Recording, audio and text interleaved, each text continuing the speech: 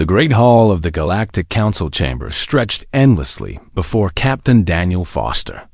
Massive crystal pillars rose from the floor to touch a ceiling so high it seemed to disappear into the clouds above. Delegates from 100 different worlds sat in concentric circles, their forms alien and strange. Some had tentacles instead of arms. Others floated in special chambers filled with liquid.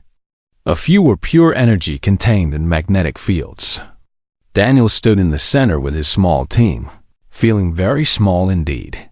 His science officer, Rebecca Price, stood to his left.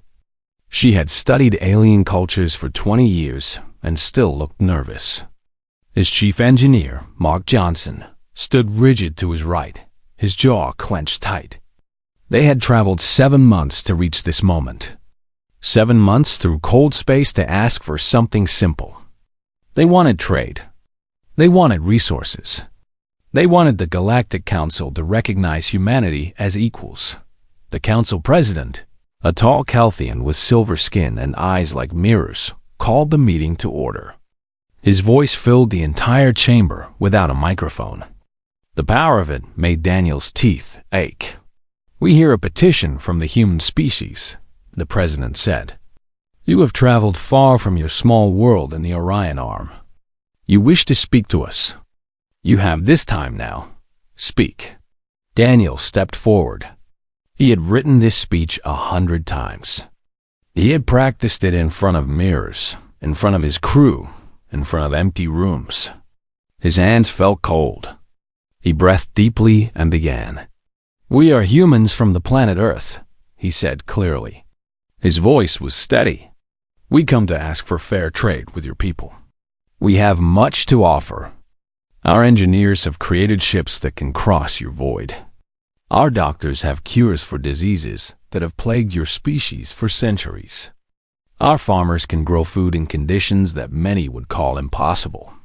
We are new to your galaxy, yes, but we are not weak. We are not stupid. We are ready to become part of this great community." He paused. He had prepared a detailed presentation of human achievements. He had brought videos showing human cities and technology. He had records of human discoveries in medicine, physics, and energy creation. But as he looked at the faces around him, he saw nothing. No interest. No curiosity.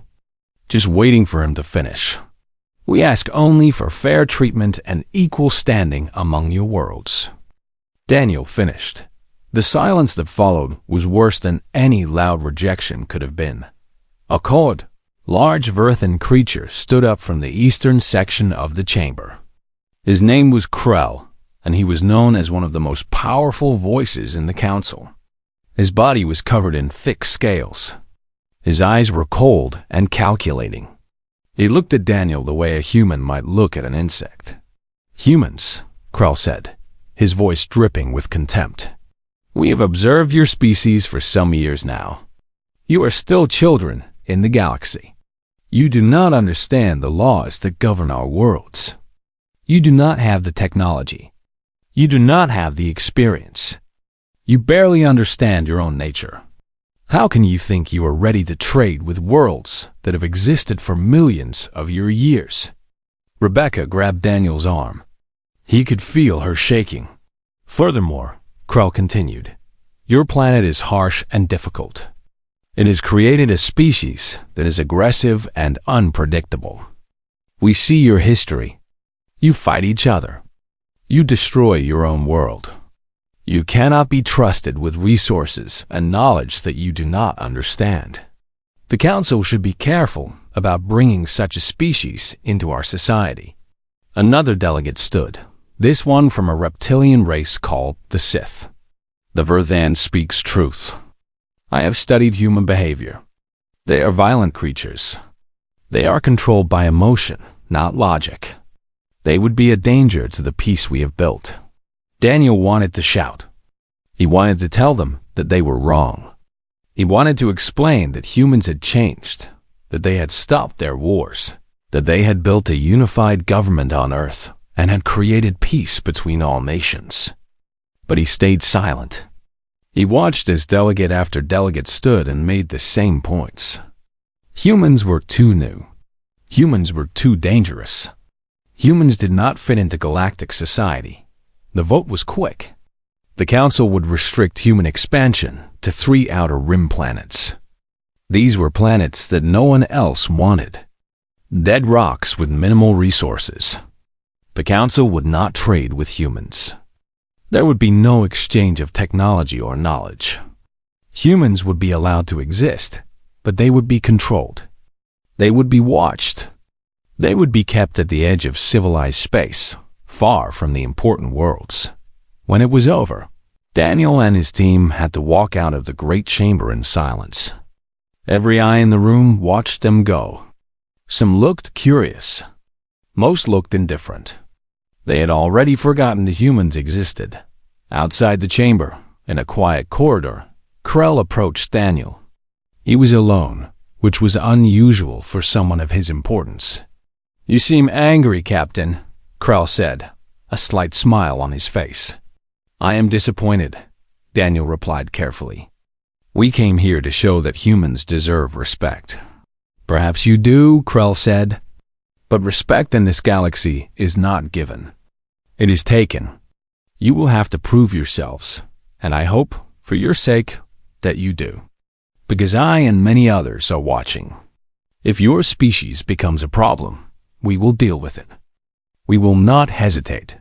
He left Daniel standing alone in the corridor, those words hanging in the air like a threat. Daniel stood there for a long time. He thought about Earth. He thought about all the people who believed in humanity's future.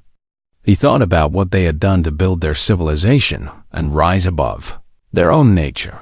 He would not accept this judgment. He would not let them put humanity in a box and forget about them. Somehow, someway, he would make the Galactic Council understand what humans really were. He walked back to find Rebecca and Mark. His team was waiting in their quarters, faces dark and angry. "We're not finished," Daniel said simply. "This is just the beginning. The Council thinks we are weak. They think we are primitive. We will show them they are wrong. Not through words, through actions. Through proving what humanity can really do." Rebecca looked at him. "How?" she asked. Daniel did not have an answer yet. But he knew one would come. Outside the Council station, the human ship Discovery waited in the black of space. It was not the biggest ship. It was not the most advanced. But it was human-made. It was built with human hands and human minds. And it would be enough. 2 weeks after the Council meeting, the Discovery received a distress signal from a mining colony on the planet Zeta-9. The signal was weak and broken, cutting off and returning again like a flickering light. Daniel ordered his communications officer, Lisa Carter, to try to strengthen the signal. "We're getting something," Lisa said, her fingers moving fast across her console. "But it's strange, sir. The signal pattern doesn't match any known mining equipment." "Keep trying," Daniel commanded. The signal became clearer. A voice came through, breathless and afraid. It was Marcus Webb, the colony administrator. His words came fast and jumbled. "We are under attack. Unknown forces. They came without warning. They destroyed our defense towers. We have lost contact with the northern settlement.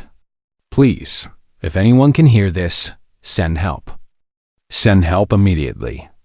We don't know how long we can hold." Then, the signal cut out completely. Daniel stood up from his chair. "Set course for Zeta-9. Maximum speed." "Sir," Rebecca said, "that will violate Council space. We've been specifically ordered to stay in the Outer Rim territories. If we leave, we could be arrested." "I don't care," Daniel said flatly. "We're not ignoring people who need help." The Discovery turned and jumped to hyperspace. It would take 18 hours to reach Zeta-9. But the Discovery was not the only human ship receiving distress signals that day. All across the outer regions of the galaxy, alarms were going off. One after another, Council-affiliated planets reported attacks. A research station vanished. A cargo fleet was destroyed. A small colony on Kepler-7 reported an invasion force landing and requesting immediate evacuation. The attacks were coming from a faction that called itself the Nexus. No one knew exactly where they came from or what they wanted. They appeared suddenly, hit hard, and disappeared just as quickly. They used technology that was advanced but strange. Their ships didn't match any known design. Their weapons burned with energy the Council scientists couldn't identify. The Council met in emergency session. Krell demanded a military response. Other delegates argued for caution. Some wanted to negotiate. The debate went on for hours, while more stations reported attacks and more lives were lost. In the end, the Council was divided. They did not have the resources to defend every colony and research station. They did not even know where the Nexus would strike next. For the first time in 1,000 years, the Council realized it was not in complete control of the galaxy. But the Discovery did not wait for the Council to make decisions. It raced through space toward Kepler-7, toward the colony that had reported the invasion. On board, Daniel gathered his team. Kepler-7 is a science outpost, Rebecca explained, pulling up data on the main screen. It has about 80 human researchers there. But there's also a refugee settlement. About 200 aliens, mostly women and children. Different species whose home worlds were destroyed or fallen. The Council lets them stay there because it costs almost nothing. 200 civilians, Mark said. If the Nexus is attacking like they've attacked everywhere else, they will have no mercy. We'll get them out, Daniel said. With what? Lisa asked. We have one transport ship. It was designed to carry 50 people maximum. And we don't have enough weapons to fight the Nexus. We don't even know what we're facing. Then we find another way. Daniel said. The Discovery emerged from hyperspace near Kepler-7 18 hours later. What they saw made everyone go silent. The planet below was burning. Great plumes of smoke rose into the atmosphere. Energy weapons had scarred the ground. In orbit above the planet, strange ships hung in the black. They were angular and wrong-looking, nothing like the graceful designs of the Council's vessels. The Nexus was still here. One of the Nexus ships turned toward the Discovery. Daniel moved fast. Full reverse. Get us out of visible sensor range. Get us out of visible sensor range. Behind that asteroid cluster. The Discovery jumped toward the asteroid field, and the Nexus ship continued its patrol without following. Either it hadn't seen them, or it didn't care about a single human ship. We need to land, Daniel said. Rebecca, Mark, myself, and Paul Harrison, our medic. We go down, we get who we can, and we get out. Lisa, you stay here. If we don't check in within 6 hours, you run. You jump to the outer rim, and you tell the Council what happened. Sir, Lisa protested. You can't go down there with just 3 people. Watch me, Daniel said. They loaded themselves into a small shuttle. The shuttle's cloak was basic, but it was enough to avoid the Nexus sensors as they descended through the atmosphere. Below them, the science outpost was partially destroyed. Buildings were burning. The refugee camp was still intact, but Nexus troops were moving toward it. The shuttle landed hard in a ravine near the camp. Daniel, Rebecca, Mark, and Paul moved fast through the smoke and dust. The refugee camp was chaos. People were running, screaming.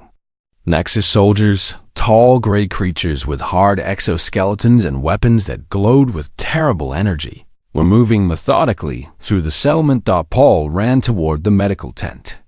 Rebecca and Mark headed for the shelters where the children were hiding. Daniel moved toward the camp center where Olk Ketha, the camp coordinator, was trying to organize evacuation. We can't stay, Daniel said. We're evacuating. Gather everyone you can. We have limited space, but we're not leaving anyone who can move. The Nexus has cut off the northern route, Ketha said, his voice shaking. The old Ketha was a Solvian, a species with pale blue skin. He had lost his own family in the destruction of his home world. We are trapped. Not if we move now, Daniel said. Come on. They gathered 247 people, including 62 children from various species. The transport shuttle was small, dangerously overcrowded. But Paul checked everyone for injuries, and everyone could move or be carried as they ran toward the shuttle. Nexus soldiers spotted them. Energy bolts tore through the ground. People screamed. Daniel grabbed a young Vinthian child whose mother had been hit and was bleeding badly. Paul ran back and caught her, carrying her toward the shuttle. Move! Daniel shouted. Move! The shuttle lifted off with its engines screaming. Behind them, the ground erupted in energy fire. The shuttle climbed hard into the sky. For a moment, it seemed like the Nexus would fire on them from orbit. But the Nexus ships did not move. The shuttle reached the Discovery. Everyone poured out of the cramped space. Paul immediately began treating the wounded. The mother of the Vinthian child needed surgery. Paul worked for hours, using equipment designed for humans to save the life of an alien. He saved her as the Discovery jumped back into hyperspace. Daniel stood on the bridge and watched Kepler-7 fall away behind them. They had done what they came to do. They had saved lives. But they had also broken council law by leaving their designated territory. And something worse. The Nexus now knew that humans existed. They knew humans would help. They knew humans would fight. The galaxy had just become more complicated. Rebecca stood next to Daniel. What happens now? She asked. Now, Daniel said, we see if anyone remembers that we did the right thing. The Nexus attack on Kepler-7 had not been quick and clean. They had occupied the planet, and they were still there. The Nexus had established a military base near the old research station. This meant they would likely discover the refugees had been taken. When they did, they would hunt for the Discovery. Daniel made a decision that surprised his entire crew. He turned the ship around. We're going back, he said. Sir, that's suicide, Lisa protested. We have 200 refugees on this ship. Our weapons are basic. The Nexus could destroy us with a single coordinated strike. They could, Daniel agreed. But there are still human researchers down there. 23 people we left behind because we ran out of space. We're not leaving them. Rebecca stepped forward. There's something else you should know. Before we evacuated, we discovered the Nexus brought new equipment to Kepler-7. Scanning equipment. Advanced weapon construction materials. They're building something down there. Then we need to move fast, Daniel said. Here's what we're going to do. The Nexus relies on technology. Their ships are advanced, but they are rigid. They follow patterns. They use standard approaches. We use something they won't expect. We use human improvisation. Mark understood first. His engineering mind grasped what Daniel was suggesting. You want us to create chaos. Exactly, Daniel said. They developed a plan quickly. Kepler-7 had electromagnetic storms in its upper atmosphere. Mark believed they could create a larger storm, one powerful enough to disrupt the Nexus scanning equipment for at least 1 hour. During that time, Daniel and Rebecca would land, find the remaining researchers, and escape. There's just one problem, Paul said. We need someone to stay on the planet and activate the equipment.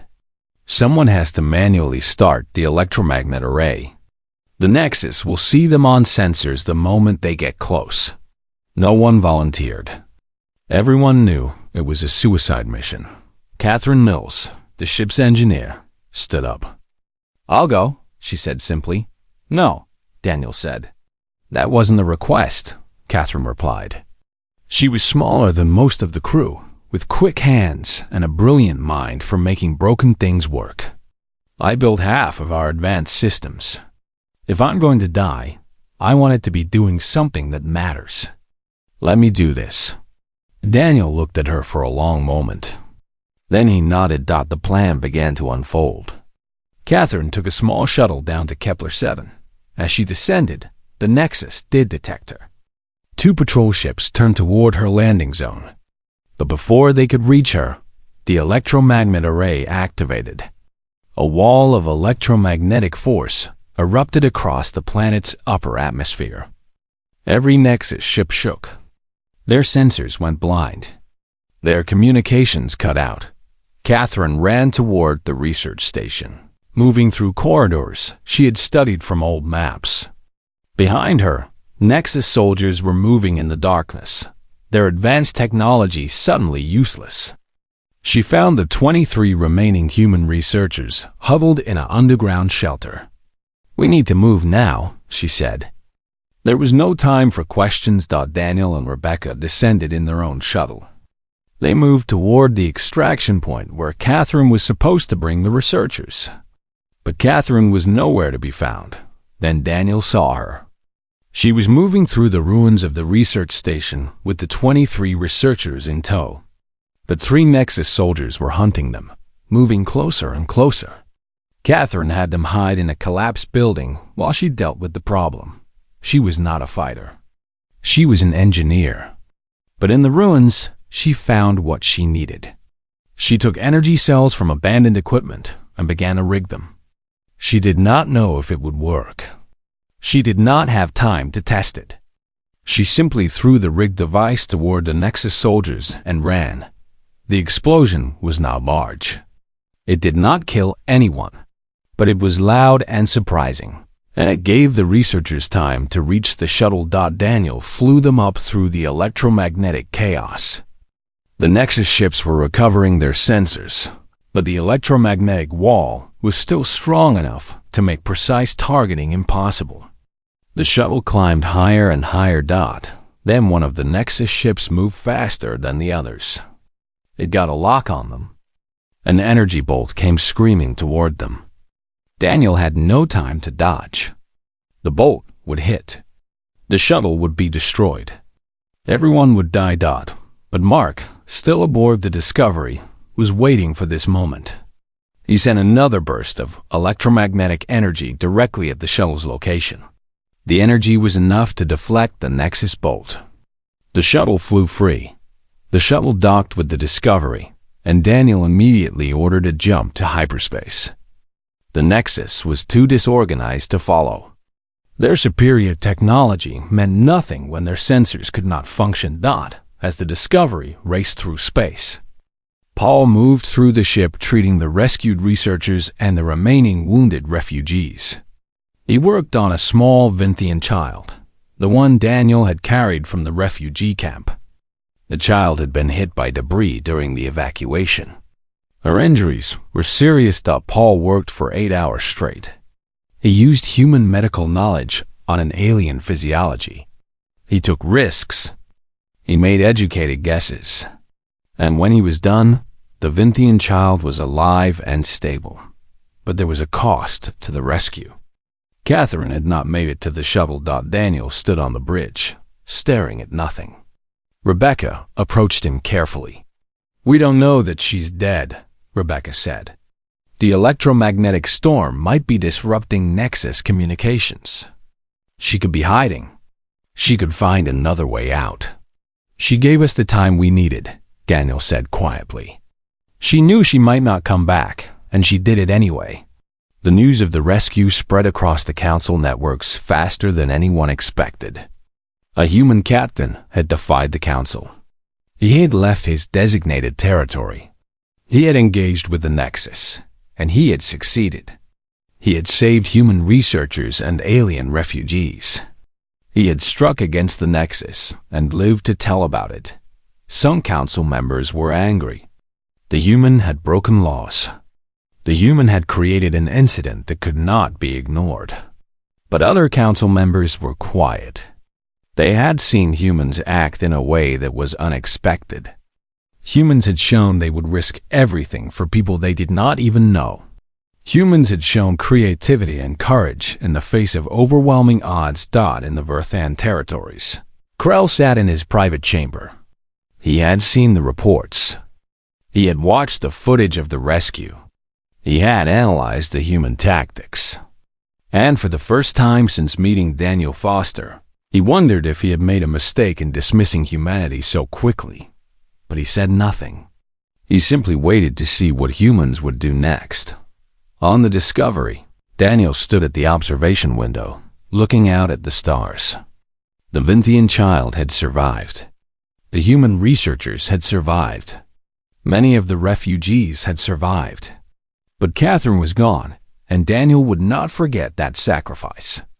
"We're changing course," Daniel said to Rebecca. "We're heading back to Council space. It's time the Council heard about what the Nexus really is. It's time they understood that the threat they face is bigger than their politics and their pride." Rebecca nodded. "They won't like it. You're still breaking the rules." "Good," Daniel said. "Rules made to protect people who don't want our help anyway. We're done playing by their rules. We're writing new ones." The Discovery changed course toward the heart of the galaxy.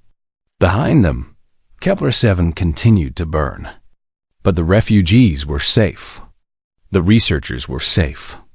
And humanity had just moved from being ignored to being impossible to ignore. The Nexus did not stop attacking. They grew bolder. They attacked more worlds. They destroyed colonies and research stations with terrible efficiency. The Council's military was strong, but the Nexus seemed to be everywhere at once. Ships would appear, strike hard, and vanish before a defense force could arrive. The Council realized something horrifying. The Nexus had infiltrated them. Spies were feeding information to the enemy. Ships were being sabotaged from within. Plans made in secret were known to the Nexus before they could be executed. Panic spread through the Council. Delegates began to mistrust each other. The job can do is in AA. Some demanded the Council retreat from the outer regions entirely and focus on defending the core worlds. Others wanted to negotiate with the Nexus, to offer them something in exchange for peace. The unity that had held the Galactic Council together for 10,000 years was cracking. Then, on a morning that seemed like any other, the Nexus attacked the Helix. The Helix was the heart of the Council. It was a massive station, larger than a planet, filled with the most advanced technology the galaxy had ever created. It held all the Council's records. It housed the central government. All 300 Council delegates were present for an important session. The Nexus came with overwhelming force. 50 ships. 100. More. Their exact number was never confirmed because most of them destroyed each other in the chaos. They had clearly planned this attack for a very long time. The station's defenses were good, but the Nexus had insider help. Entire sections of the shield generators failed at critical moments. Weapon systems shut down. Docking bays opened to space. The battle was a nightmare of confusion and destruction.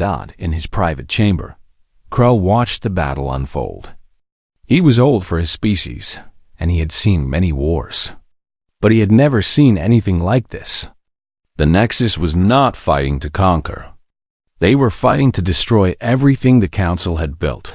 His communications officer came running. "Sir, the central chamber is being evacuated. We need to leave now." Krell stood. He was not one to run from danger, but running from this was not cowardice. It was necessity. He had to survive. The Council needed leadership. He was halfway to the exit when his chamber was hit. The impact threw him across the room. His armor cracked. Blood ran down his face. He could not get up. And then, in the moment of his death, a human appeared. It was Captain Daniel Foster. His uniform was torn and bloodied. He had clearly fought his way through the station. He had no right to be here. He had no authority. But he was here, and he grabbed Krell and pulled him away from the collapsing chamber. They ran together, Human and Verthan, down corridors that were falling apart. Behind them, the Nexus soldiers followed, their weapons firing. Energy bolts tore holes in the metal walls.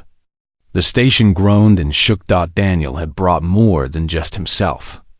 He had brought volunteers, ordinary humans from the refugee colony, farmers, mechanics, teachers, people who had no military training but who understood one simple thing. The council needed help. And sitting idle was not an option. These human volunteers did things that made no sense by military logic. When they were outnumbered by Nexus soldiers, instead of running, they threw improvised traps and obstacles. They used the station's systems in ways that the Nexus, with all their advanced training, could not predict. They created confusion by acting unpredictably. A farmer named John Warren used his knowledge of mechanics to lock an entire corridor, trapping 50 Nexus soldiers. A teacher named Amanda Cole used her understanding of psychology to predict where the Nexus would attack next and position human defenders accordingly. The battle raged across the Helix for 72 hours. The Council's military forces fought with discipline and advanced weapons. But the humans brought something else to the fight. They brought creativity. They brought adaptability. They brought the will to solve problems in ways that no one had ever considered. In one crucial moment, the Nexus commander launched a massive attack on the central chamber where the remaining council delegates were sheltering. The attack would have destroyed the chamber. It would have killed everyone inside. But Daniel Foster realized something the Nexus did not know. The station's ancient life support systems could be overloaded. If he overloaded them at precisely the right moment, they would create a pulse of energy that would shield the chamber. It was a crazy idea. The pulse would also damage the ship's core systems. It might destroy the entire station.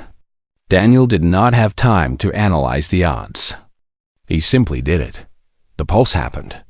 It saved the chamber. It did not destroy the station, but it did something else. It sent a surge of electromagnetic energy through the Nexus fleet.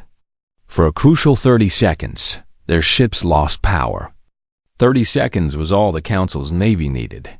The Nexus began to retreat. Ship after ship was destroyed as they fled from the Helix. The attack was failing. The humans had changed the course of the battle. When it was over, 3,000 people were dead. The Helix was damaged beyond quick repair. The Council's military was scattered and weakened. But the Nexus was gone. They had failed to destroy the Council.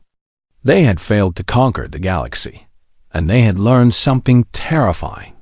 Humans were not following the rules of logic and probability that governed every other species in the galaxy. The Council convened in an emergency session.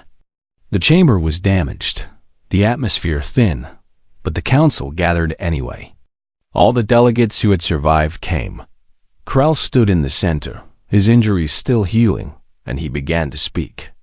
"I have misjudged the species," he said, his voice steady and strong. "When humans came to us asking for respect, I dismissed them. I said they were too primitive, too unpredictable, too dangerous. I was wrong." He looked directly at Daniel Foster. "The humans who fought to save this council are not soldiers by trade. Most of them are farmers and mechanics and teachers. They have no advanced training. They have no special genetic advantages. They are from a harsh world that teaches nothing but adaptation and survival. They understand something that we in the Council have forgotten, that the value of a life is not measured by the technology you carry or the years your species has existed. It is measured by what you are willing to do for others." Krell paused. "The Council votes to immediately grant full membership to the human species. We grant them all trading rights. We grant them access to all knowledge. We grant them a seat on the council. We grant them everything that we refused them before, because they have shown us that humanity is not our weakness. It is our strength. The vote was not unanimous, but it was strong. For the first time in 1,000 years, humans had a place in the Galactic Council. Not as subordinates, not as employees, as equals. Daniel did not smile. He watched as the council made their decision. He thought about Catherine Mills, who had sacrificed herself on Kepler-7. He thought about John Warren and Amanda Cole and all the others who had fought. He thought about the choice they had all made to act when it would have been easier to turn away. The galaxy had changed, but the change had come at a cost, and Daniel would make sure no one ever forgot that price. 6 months after the battle at the Helix, a ceremony was held. Daniel Foster stood in a new chamber, rebuilt and stronger than before. The walls were made of crystal that had been forged in the fires of the attack and shaped by engineers from a dozen different species. The human engineers, including Mark Johnson, had worked alongside Kelthian architects to create something beautiful from devastation. The Galactic Council had convened for a historic moment. Daniel would officially take his seat as humanity's representative on the council. He wore the formal robes of office, though they felt strange on his human frame. Around him sat delegates from every species that populated the known galaxy. Some were traditional enemies of each other. Some were friends. But they were all here to witness the moment humanity joined them as equals. Krell approached him before the ceremony began. The old Verthan's wounds had healed, but they had left scars. He bore them openly, as his people did. "I owe you a debt," Krell said simply. "I owe you my life. But more than that, I owe you an apology. I saw your species through the lens of fear and prejudice, and it blinded me to the truth. You are not weak, because you are young. You are strong, because you have not yet learned that some things are impossible." Daniel shook his head. "I don't want your gratitude or your apology. I want you to understand something different. Humanity did not save the Council because we thought we were superior. We did it because we believed everyone deserved a chance to survive. That's not strength. That's just what we do." Krell smiled slightly. "Perhaps that is what makes you truly strong." The ceremony began. Daniel took his oath as a council member. His hand on an ancient stone from Earth, he swore to serve the galaxy and all the species within it. The words felt heavy and important, but the celebration did not last long. Daniel had made a decision that surprised everyone. After the ceremony, as the delegates mingled and celebrated, Daniel requested a private audience with the council president. Rebecca and Mark came with him. "I cannot take the seat you have offered," Daniel said. The chamber fell silent. The president, a Kelthian named Versha, leaned forward with confusion in his mirror-like eyes. "You do not wish to serve the galaxy?" Versha asked. "No," Daniel said. "I do wish to serve the galaxy, but not from a seat in this chamber. I wish to serve from the void. I have a different purpose for humanity." He laid out his plan. Humans would not become politicians or administrators. Humans would become explorers and protectors. The galaxy was vast, far larger than even the Council's knowledge extended.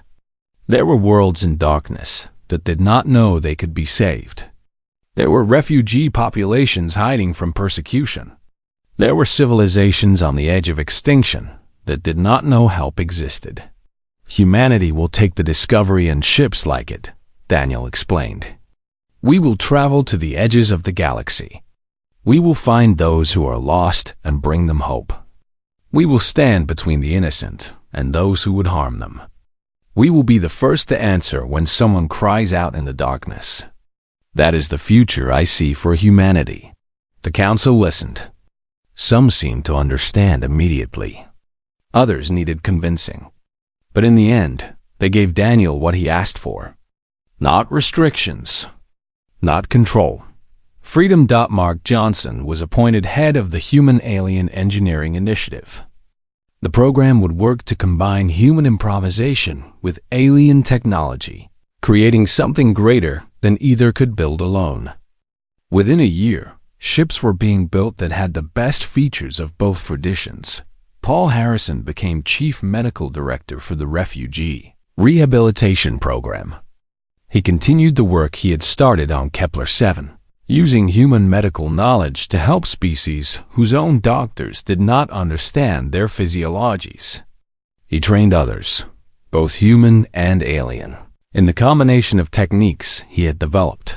Rebecca Price became the official liaison between humanity and the Council, a role that let her use her decades of knowledge about alien cultures to help prevent misunderstandings and build genuine connections.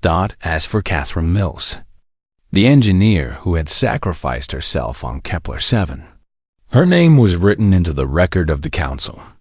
Every new human ship carried a plaque with her name and her deeds. She had not returned from the planet, but her legacy lived on in every human mission of rescue and salvation. The Discovery was upgraded. New engines, new weapons, better medical facilities, better living spaces. But Daniel kept one thing exactly as it was: a small section of the bridge where every crew member could see the stars ahead. That was where the future lay. Not in the comfort of established worlds, not in the politics of governments, in the unknown territories where people still needed help. One day, as the Discovery was making repairs at a space station, a young Vinthian child approached Paul in the medical center. It was the child they had rescued from Kepler-7, the one whose mother Paul had saved. She had grown, but Paul recognized her immediately. Her name was Kay, and she was fully healed. Kay placed something in Paul's hands. It was a Vinthian blessing stone, carved from the crystal that formed naturally on her species' home world. Kay spoke in the musical language of her people, and one of the refugee translators explained the words. The stone represented gratitude. It represented the connection between two species that should never have met but had, and had been forever changed by the meeting. It meant that Kia's family would never forget what Paul had done. And it meant they would always consider Paul part of their family. Paul held the stone and felt tears on his face. He had saved this child's life. She had survived and grown. Somewhere out in the galaxy, there was a child alive because humans had chosen to act. And that made every risk, every sacrifice, every moment of fear worthwhile. As the Discovery prepared to leave the station, Daniel stood on the bridge and looked at the vector plot of space ahead of them. There were thousands of unexplored systems, thousands of worlds that the Council had never visited, thousands of places where people might be in need. Set course for the Andromeda Arm, Daniel ordered. Full speed when ready. Lisa Carter, still his communications officer after all these years, confirmed the order. The engines hummed. Space around the Discovery began to bend. They jumped to hyperspace. Behind them, the Council continued its governance. Wars were still fought. Politics still happened. Species still disagreed and sometimes hated each other. But something had changed. The galaxy knew now that there was a place where humans sailed through the stars, where rescue was possible, where hope could be found in the vast darkness.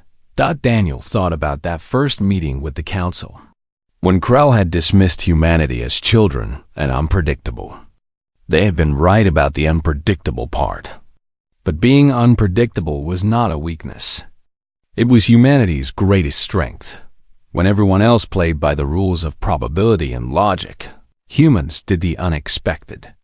They acted with compassion when cruelty would have been easier. They risked themselves for strangers. They believed in impossible things and then made them real. The galaxy was a vast and dangerous place, but it was also full of possibility. And humans, with their strange moral courage and the refusal to give up, were exactly what it needed. The Discovery sailed on through the black, carrying its crew toward new worlds and new challenges. Behind them, the word was spreading. Among the refugees and the forgotten and the lost, whispers were heard in 100 languages. There was a ship. A human ship. And if you needed help, if you had nowhere else to turn, they would come. They would risk everything. They would save you. That was what it meant to be human. And the galaxy would never be the same because humans had finally shown who they really were.